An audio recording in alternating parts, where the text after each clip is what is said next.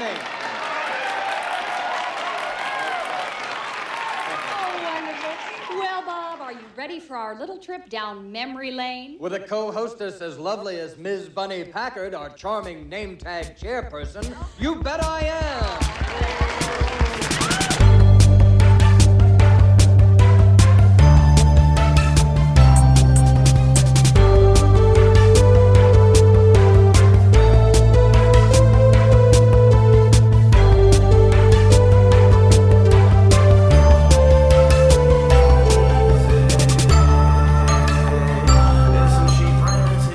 Welcome to Pretty In Podcast.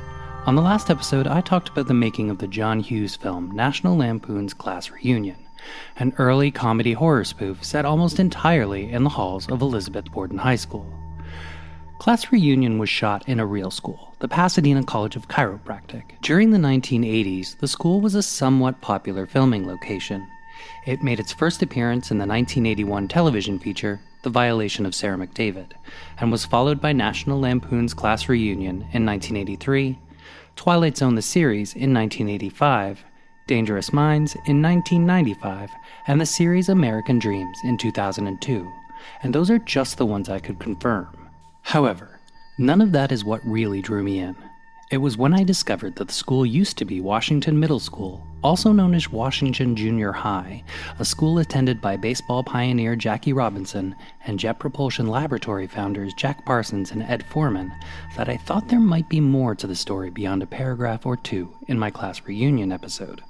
I held back some minor details on the filming of National Lampoon's Class Reunion for this episode, the story of Washington Middle School, and later, the Pasadena College of Chiropractic. Our story begins in Pasadena.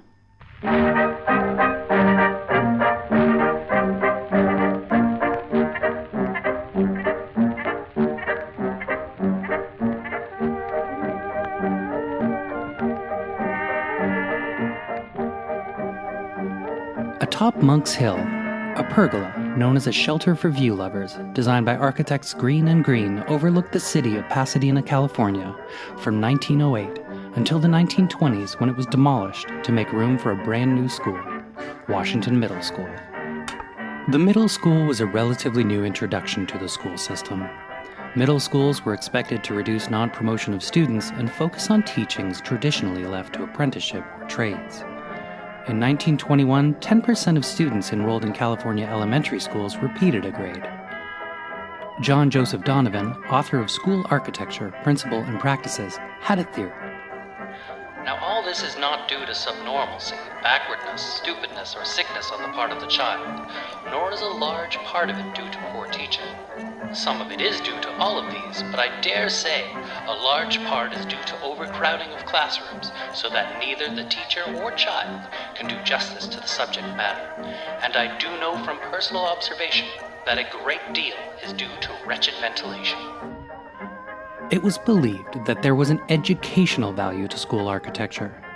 Locations were selected as places not just to improve education and provide areas for exercise and play, but also to improve the city through public building and garden spaces that Horace M. Reebok, Santa Monica, California superintendent of schools, felt should typify the liberal, generous, hopeful, idealistic attitudes of the modern state. In California, there was no firm better suited to the task than that of Allison Allison. The firm, run by James Edward Allison and his brother, the Beaux-Arts-trained David Clark Allison, first established themselves in California in 1910 and quickly made a name for themselves in the design of public buildings, primarily school buildings. Their reputation grew quickly, and soon they were considered among the preeminent architects of schools in the country. In February 1923, the San Francisco-based magazine The Building Review dedicated an entire issue to the team. Fellow architect Irving F. Morrow, who'd not yet designed the Golden Gate Bridge, said this of the team. They have blown a gust of fresh air through the musty precincts of educational design. They have applied the findings of the experts with ample grains of sense, common and artistic. They have accomplished as much as, it might reasonably be said more than, any architects in the country to redeem the practice of school architecture from the appearance of a conspiracy in restraint of design.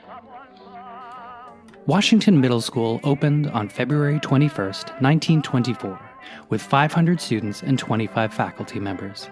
It was built in a square with a landscaped interior courtyard. Formal stairs and arches marked entries to the building, and an octagonal central tower afforded a view of Pasadena in all directions.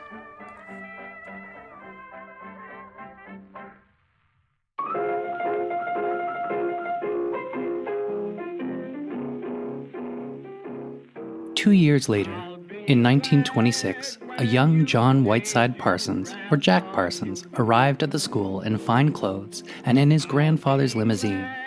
Jack lived in a mansion on Orange Grove Boulevard, Millionaire's Row. He loved to read and was especially taken by Jules Verne's From the Earth to the Moon and issues of Amazing Stories, which fostered an obsession with rocketry, space travel, and the occult.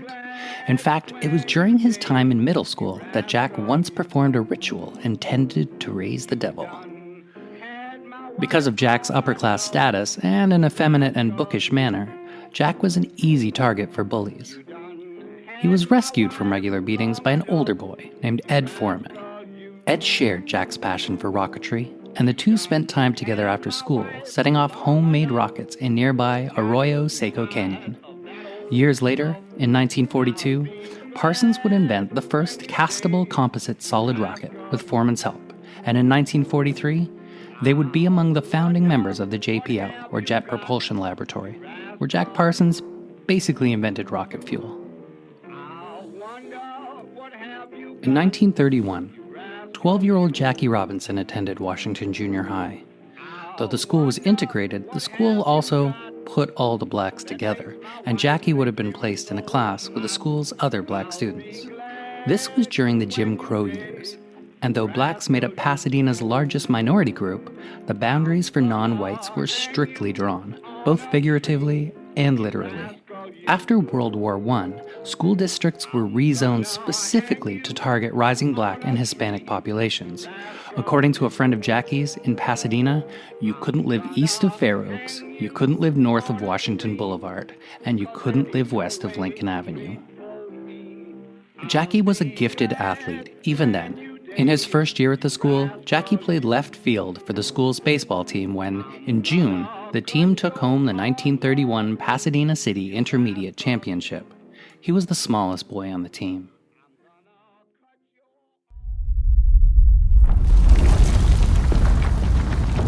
Two years later, Jackie would have been safely home from school when at 5:54 p.m. on March 10, 1933, a 6.4 magnitude earthquake hit Los Angeles, causing widespread damage and the deaths of up to 120 people.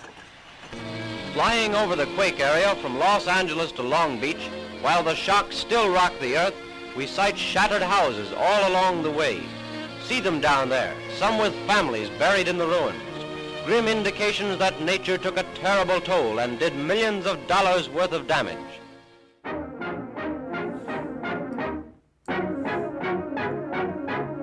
Washington Middle School's campus was condemned as unsafe.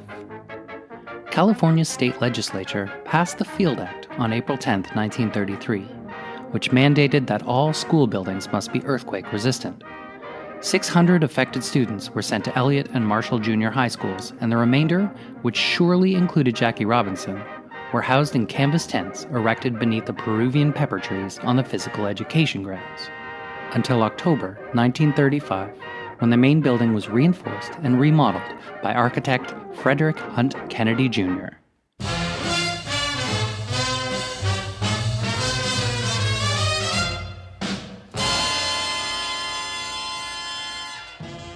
Jackie Robinson's 1935 graduation class photo was taken before the school reopened. In the picture, Jackie stands to the far left of the photo, smaller than many of the other boys. Later, Jackie Robinson broke the baseball color line on April 15, 1947, when he stepped onto the field to play first base for the Brooklyn Dodgers. Jackie Robinson's number, 42, was the first number to be retired in any professional sport, and is the only number retired in baseball.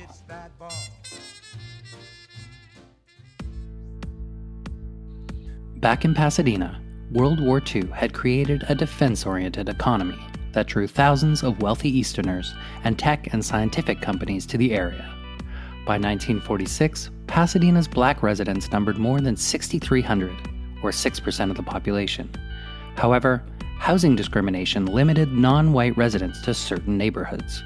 Neighboring towns and cities like South Pasadena, San Marino, Arcadia, Glendale, and La Cañada had all established themselves as sundown towns, all white communities where non-whites, whose jobs were often limited to that of gardener or maid, had to be out by sundown. A few of these towns went as far as sounding a whistle or siren at dusk when it was time to leave. Housing discrimination was happening all across the country. Even Jackie Robinson, at the height of his fame, had trouble buying a home in Connecticut. We were put through the usual bag of tricks right in this state. At first, we were told that the house we were interested in had been sold just before we inquired. Or we would be invited to make an offer, a sort of a seal bid, and then we'd be told that the offers higher than ours had been turned down. Then we tried buying houses on the spot for whatever price was asked. They handled this by telling us the house had been taken off the market. And once we met a broker who told us he would like to help us find a home, but his clients were against selling to Negroes. These discriminatory practices trickled down to the school boards. The Pasadena Unified School District set up neutral attendance zones, which allowed white children to transfer to predominantly white schools and encouraged black children to bus to black schools, a practice that continued into the 1960s.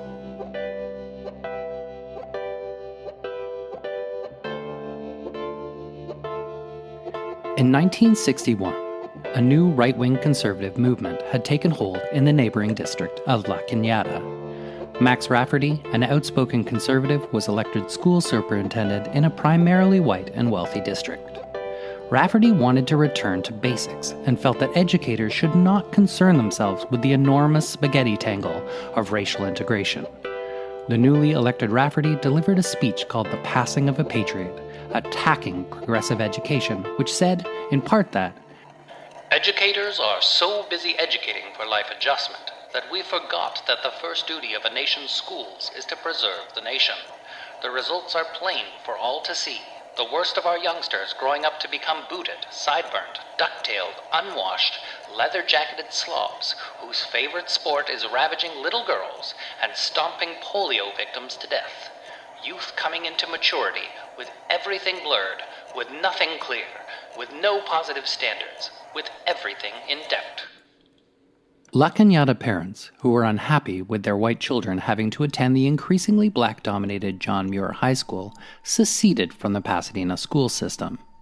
With the withdrawal of nearly 1,200 white students from the district, the demographics of Muir High School were now majority black, and the Pasadena School Board only compounded the problem by redrawing district boundaries in July of that year that would send white students to the newer Pasadena High School. The district also lost one of its junior high schools, and white children in Linda Vista, who should have attended Washington Junior High, were permitted to attend McKinley, a predominantly white school in a different part of the district, often busing by Washington on the way to school.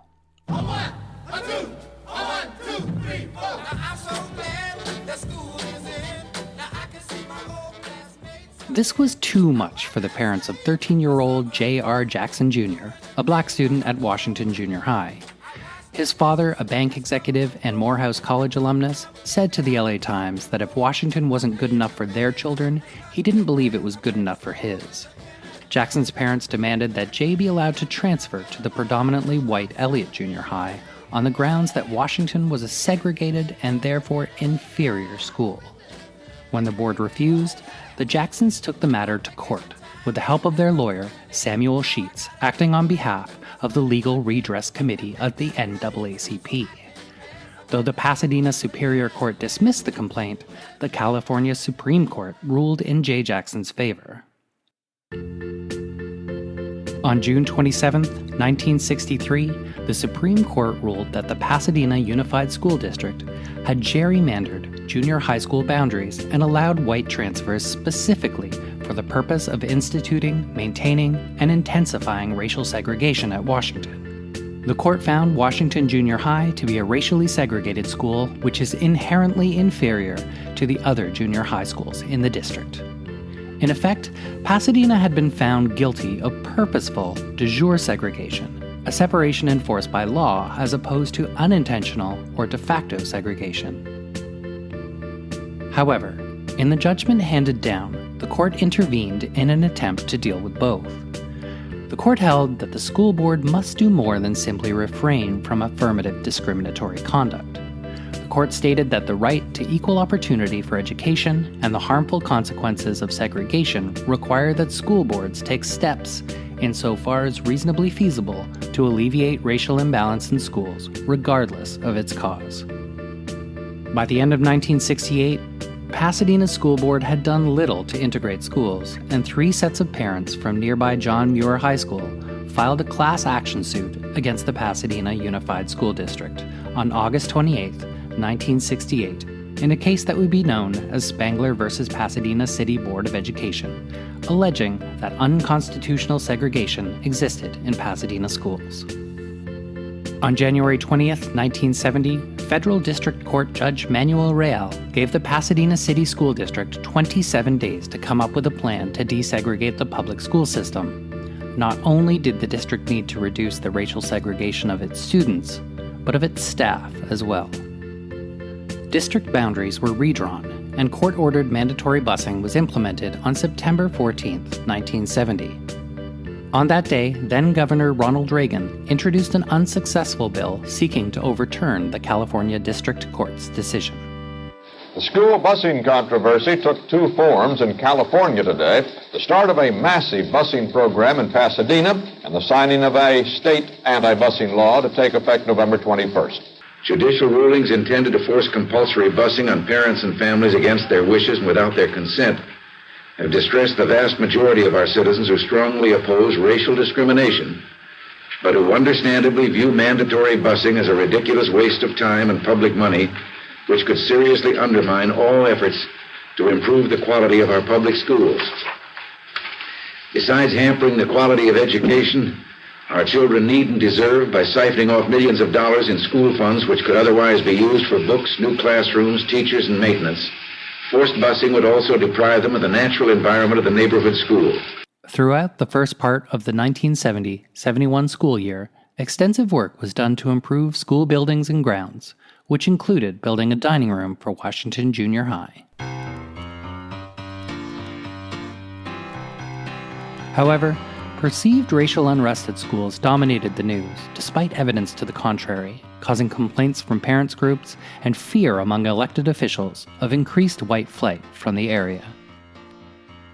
After the court's decision was announced, significant amounts of upper and middle-class families had withdrawn their children from the Pasadena school system. Moderates soon fell prey to the rallying cry of "Stop Forced Busing" and other racially charged campaign slogans trumpeted by fundamentalist school board candidates. Desegregation, they felt, would lower the quality of education, and busing would put their children at risk by sending them into dangerous neighborhoods in predominantly African American sections of the city. One evening in 1972, a group of close to a dozen fundamentalists met to discuss their concerns over the coming 1973 election. In their view, the last 3 years of forced busing had virtually destroyed the school district. They claimed that 7,000 children had fled the public school system and that property values of Pasadena homes were at an all-time low. However, none of that was true. Though the population had been declining by roughly 1,000 students per year, it was in part due to layoffs in the aerospace industry, freeway construction, and a declining birth rate. In the year following the implementation of the busing plan, the loss of students was in fact closer to 2,000 students, and the Pasadena housing market had actually shown a slight upsurge. Fundamentalist candidates Richard Vetterli, Henry S. Myers Jr., and Lyman W. Newton, all active members of the Mormon Church, easily won the 1973 school board election. They felt that the only way to save the children of Pasadena was to wipe out the progressive educational philosophies introduced in the 1920s. As Richard Vetterli saw it, progressive education was a communist conspiracy designed to undermine the structure of society and the United States government.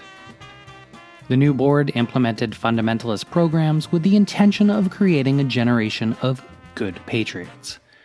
They quickly opened 2 fundamental schools in the district and called for the removal of certain textbooks from the high school curriculum. As they faced increasing opposition from then school superintendent Ramon Cortinas and board appointees, the 3 members of the board saw themselves as victims surrounded by enemies, including subversive radical teachers' unions who were attempting to take over the district. The battle between fundamentalists on the board and supporters of progressive education would play out during the weekly school board meetings. Throughout the mid-1970s, meetings would stretch to 5 or 6 hours and crowds would grow to 600 people.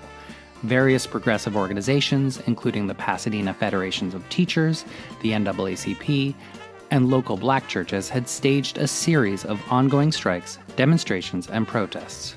Members of the board were increasingly holding their meetings in closed session to avoid protesters and rabble-rousers. Noel Greenwood in the Los Angeles Times noted, "In most other school systems, it would be a remarkable event when members of the school board, no longer willing to listen to the repeated cheers and jeers of a hostile audience, file tight-lipped out of a crowded auditorium and adjourn to a closed-door meeting across the street. Not so in Pasadena."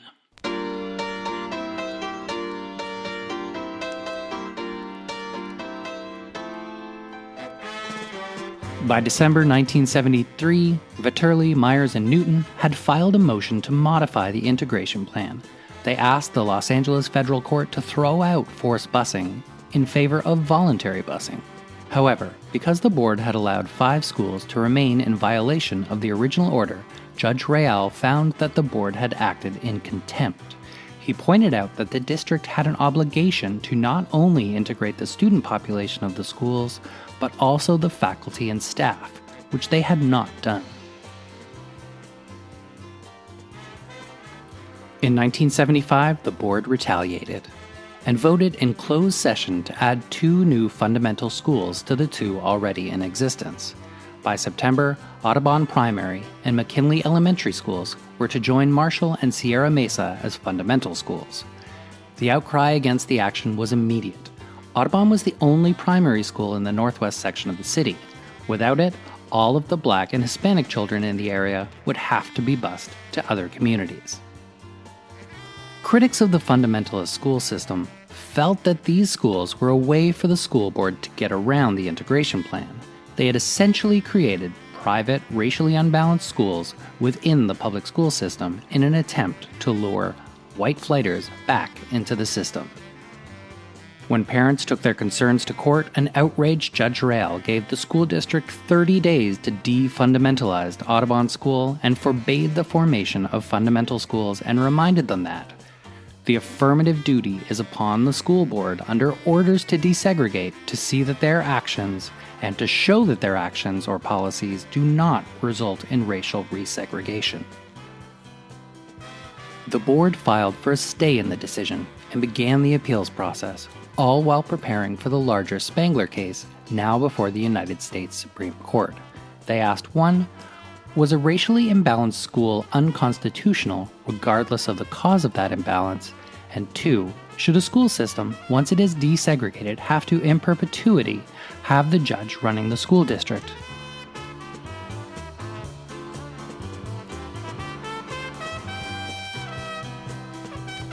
In November of 1975, the court agreed to hear the appeal, and on June 28, 1976, the Supreme Court, under Chief Justice Warren Burger, in a 6-2 majority decision, found in favor of the Pasadena School Board.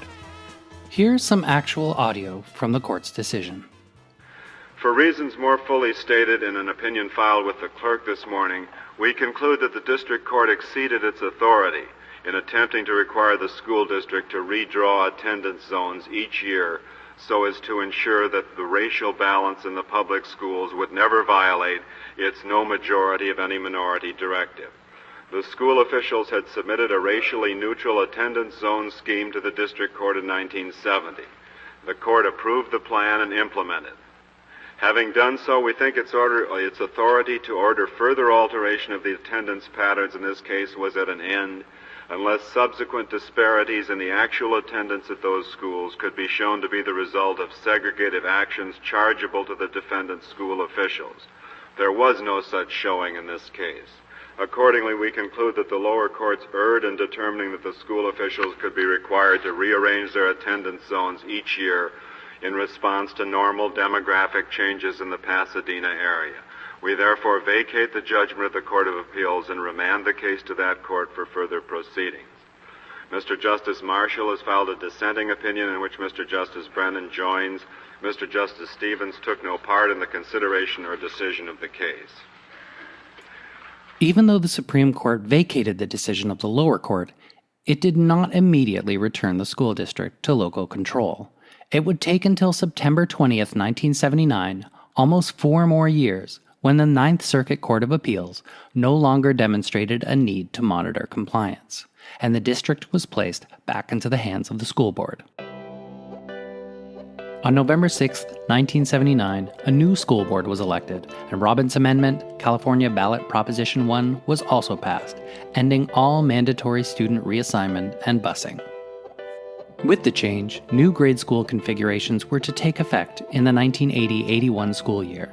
As students were shuffled between schools, 2 schools were to be closed under the new plan: Hale Elementary and Washington Junior High, which since 1975 had housed the Washington Center for Alternative Studies. Washington students would be sent to Audubon, and black teachers across the school board would be reassigned to other classrooms to correct any racial imbalances. Essentially, Washington Junior High was removed from the fight over segregated schools. It's a fight that continues to this day as school districts attempt to address the problems through Montessori programs, school vouchers, and specialized magnet programs. In 2012, Washington Middle School relaunched as Washington STEAM Magnet Academy. Many magnet schools are launched in an effort to tackle racial segregation by gathering together students who share a common educational interest. Washington Academy's area of focus is STEAM: science, technology, engineering, arts, and mathematics. However, back in 1980, the timing of Washington Junior High's closing could not have been better for one Dr. Arthur J. Garrow. Garrow was a doctor of chiropractic medicine who'd been struggling since 1974 to receive accreditation for his school, a school purportedly financed with the collateral from a nude surrealist painting, the Pasadena College of Chiropractic. Though the school had been granted approval to award Doctor of Chiropractic degrees from the California Department of Education, the National Council on Chiropractic Education, or CCE, had not yet accredited the school. The CCE set out several requirements Garrow would have to meet if he wanted to receive full accreditation status. One such requirement: room to expand the physical plant. So, in 1981, Dr. Garrow acquired a lease, with purchase option, on the former Washington Middle School. In March of that year, the Pasadena College of Chiropractic opened with CCE candidate status, and far more room to expand the physical plant than the school would ever require.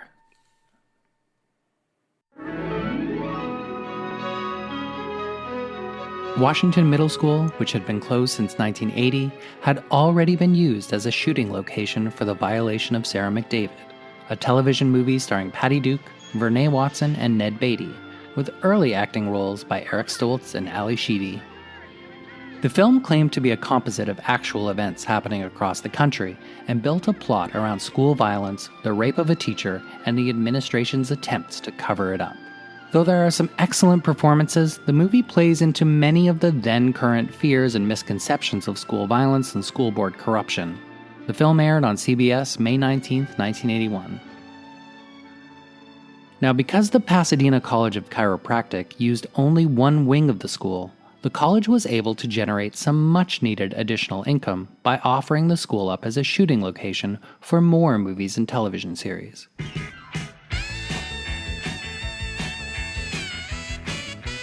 The first of those productions was National Lampoon's Class Reunion, which began filming in February 1982 while school was in session. the production's art department aged down the former middle school. They redressed the exterior with gargoyles, overgrown weeds and bushes, debris, crumbling stucco, and boarded-up windows, transforming the facade and first floor of the school into Lizzie Borden High School, an abandoned schoolhouse so decrepit that rats are too scared to infest it, and even a blind building inspector would condemn it without hesitation. The transformation was so convincing that when Blackie Dammit, star of Class Reunion, recalled the shoot in his 2013 memoir Lords of the Sunset Strip, Dammit was convinced the school was still under renovation. We shot the entire movie at an old Gothic high school in Pasadena that was in the process of being converted into a college of chiropractic medicine. We worked in tandem with the renovation, and we pretty much had the run of the place. In the script, the school was also closed, deserted, and almost haunted. It was our home for months. However, all during filming, administration offices were open, and classes and clinics continued on the second floor of the school as usual. Students navigated their way around production trucks, mobile dressing rooms, and honey wagons parked outside the school's gym. And as Amy Schnapper noted in her article for the Los Angeles Times, the college felt compelled to post a sign. ABC Motion Pictures is preparing and filming National Lampoon's Class Reunion. Thank you for understanding, the Pasadena College of Chiropractic. And in bold red letters, we are not closed. When the filming wrapped up at the beginning of April, the art department restored the building to its original condition, ready for the next time our production company needed a school with well-ventilated classrooms and spacious hallways full of lockers.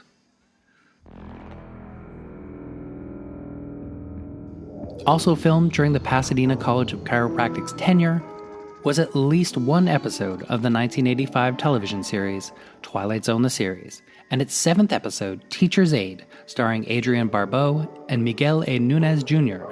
Miguel previously made his debut in Martha Coolidge's Joy of Sex. Having some trouble, young man? Hey, lady. How old is your grandmother? What? How old is your grandmother? 56. This school is 67 years old. That makes her worthy of a little respect, wouldn't you say? You respect your grandmother, don't you? Yes. Good. Then what do you say we show this fine old institution a little respect? Teacher's Aide is again about a school struck by gang violence and delinquency, and a teacher, Miss Peters, is also possessed by a gargoyle. Perhaps filmed in one of the very rooms Jack Parsons sat in when he contemplated his devil raising. By 1988, the Pasadena College of Chiropractic still hadn't received its CCE accreditation. The city of Pasadena refused to renew the lease on the school property, and Dr. Garrow retired. The city needed another school. And in 1989, the Pasadena College of Chiropractic moved to its new location, and Washington Middle School reopened under its original name.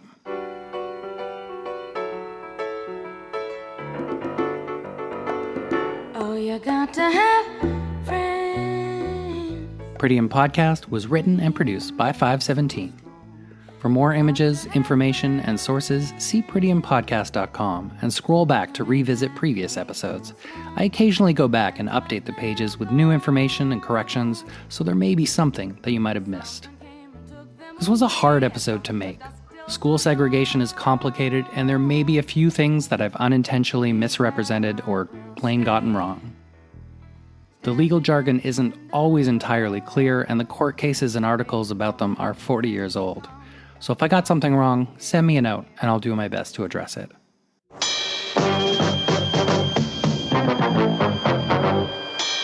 Next time on Pretty In Podcast, I'll take a look at Ease, an ABC television series created by John Hughes, starring David Naughton and Jimmy Walker.